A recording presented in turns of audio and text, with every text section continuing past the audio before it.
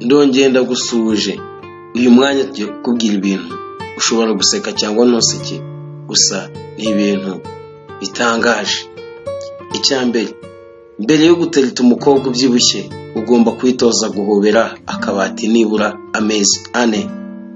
Icya kabiri, umugabo yarapfuye bari kumushyingura, umugore arishima cyane ku buryo yanabyinye, abantu birabatangaza.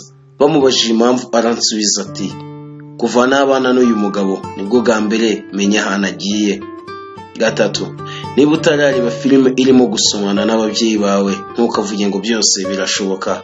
Kane, iyo umusore afite amafaranga menshi akenera abagore benshi, ariko iyo ari umukobwa ufite amafaranga menshi igitsina gabo aba atagikeneye.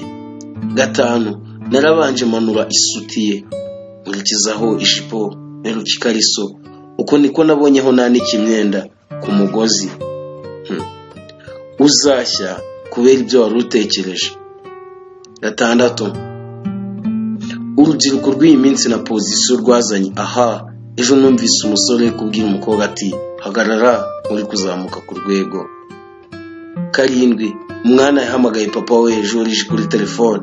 Umwana ati, papa, uyu munsi ku ishuri ari kuba imyigaragambyo. Joriji ati, mwana wanjye, nizere ko utayigiyemo, urabizi umuryango wacu turi abakristo, ujye witwara neza. Umwana ati, yego papa. Joriji ati, none se abigaragambya barashaka iki? Umwana ati, nuko amafaranga y'ishuri bayongereye akava ku 75,000 akagera ku 100,000. Joriji ati, wowe suri? Umwana ati, ndaryamye. Joriji ati, wakigoryiwe, byuka ufate inkoni ukubite headmaster, nushaka ufate icyuma umwice. Umwana nawe abikora yirukanka. Icya 8, icyiza cyo kuba umusore ugira ipantaro imwe y'umukara, inkweto umuguru umwe na t-shirt 13 ugahora ku cyangwa. Cya 10, nuko Arsenal yakina na Arsenal n'ubundi zose zatsindwa.